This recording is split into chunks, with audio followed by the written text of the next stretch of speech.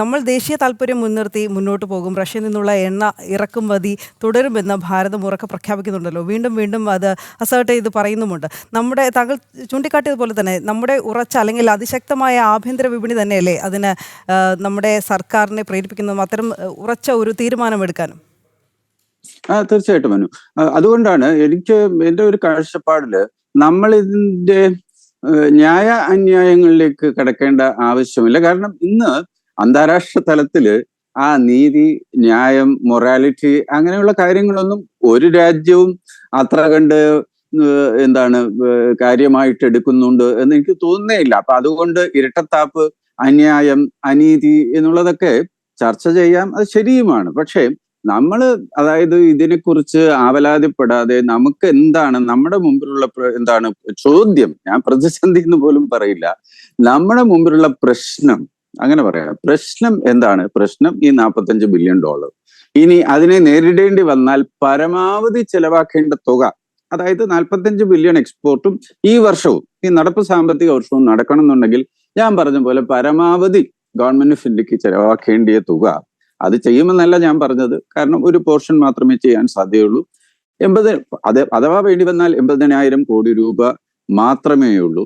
ആ 80,000 കോടി രൂപ ഇനി വിഭവ സമാഹരണത്തിലേക്ക് വന്നു കഴിഞ്ഞാൽ ഇന്ത്യയുടെ ഇപ്പൊ GST കളക്ഷനൊക്കെ കഴിഞ്ഞ വർഷത്തെ അപേക്ഷിച്ച് എല്ലാ വർഷവും ഏകദേശം 7% to 10% ഇൻക്രീസ് അല്ലെങ്കിൽ വർധനവ് നമുക്ക് GST കളക്ഷനിൽ കിട്ടുന്നുണ്ട്. ഇൻകം ടാക്സിൽ, പേഴ്സണൽ ഇൻകം ടാക്സിലും അതേപോലത്തെ വർധന നമ്മൾ കണ്ടുവരുന്നു. അതുകൊണ്ട് നമ്മുടെ കേന്ദ്ര ഗവൺമെന്റിന് ഇതിനെ നേരിടാനുള്ള ശക്തിയുണ്ട്, നേരിടാനുള്ള മാർഗങ്ങൾ അവർ സ്വീകരിക്കും എന്നുള്ളത് നിസ്സംശയം നമുക്ക് പറയാൻ സാധിക്കും. പിന്നെ ഞാൻ പറഞ്ഞതുപോലെ അഥവാ ഇനിയിപ്പം ഈ തീരുവ കൂടുന്നു, വീണ്ടും അദ്ദേഹം ഉയർത്തുന്നു എന്തെങ്കിലും കാരണം കൊണ്ട്, കാരണം അദ്ദേഹത്തിന്റെ നടപടികൾക്ക് ഒരു ലോജിക് അല്ലെങ്കിൽ റാഷണൽ നമുക്ക് സാധിക്കുന്നില്ല, അത് മനസ്സിലാക്കാൻ സാധിക്കുന്നില്ല.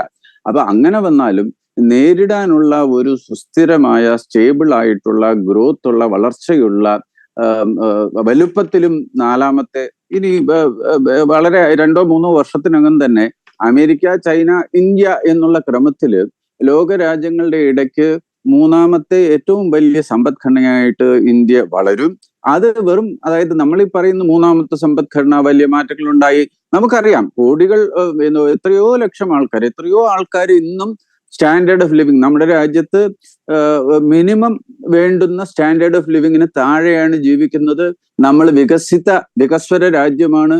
അതുകൊണ്ടാണ് വികസിത ഭാരതം എന്നുള്ളത് ഒരു ലക്ഷ്യം എന്ന് പറയുമ്പോൾ നമ്മൾ ഇപ്പോൾ വികസിത രാജ്യമല്ല, പക്ഷെ ആ ഒരു സ്ഥിതിയിലേക്ക് നമ്മൾ മുന്നോട്ട് പോകുന്നതില് വലിയ ഒരു ആഘാതം ഈ ട്രംപിന്റെ അല്ലെങ്കിൽ അമേരിക്കയുടെ നടപടി ഉണ്ടാക്കില്ല എന്നാണ് കണക്കിന്റെ അടിസ്ഥാനത്തിൽ ഞാൻ അനുമാനിക്കുന്നത്.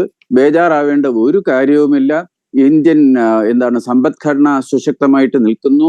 കേന്ദ്ര ഗവൺമെന്റ്, സംസ്ഥാന ഗവൺമെന്റുകളും അതെ, ഇന്ത്യയിലെ ഗവൺമെന്റുകൾ ഇതിനെ നേരിടാനായിട്ടുള്ള മാർഗങ്ങൾ കണ്ടുപിടിക്കും. ഇതിന്റെ ആഘാതം പേറാൻ സാധ്യതയുള്ള കയറ്റുമതിക്കാരുടെ പ്രശ്നങ്ങൾക്ക് റിലീഫ് കൊടുക്കാൻ ആയിട്ടുള്ള തീരുമാനങ്ങൾ ഗവൺമെന്റ് കൊണ്ടുവരും. ഇന്നലെയും ഞാൻ തിരുപ്പൂർ എക്സ്പോർട്ടേഴ്സ് അസോസിയേഷന്റെ പ്രസിഡന്റ് ഡോക്ടർ ശക്തിവേൽ എന്നാണത്. എത്രയോ വർഷങ്ങളായിട്ട് ഈ ടെക്സ്റ്റൈൽ മേഖലയിലുള്ള ആൾക്കാർക്ക് അറിയാം. അപ്പൊ ഇതിനകം തന്നെ ചർച്ചകൾ തുടങ്ങിക്കഴിഞ്ഞു. എന്തൊക്കെയാണ് സർക്കാർ ചെയ്യേണ്ടത്? പലിശ ഇനത്തിൽ ഇളവ് വേണോ?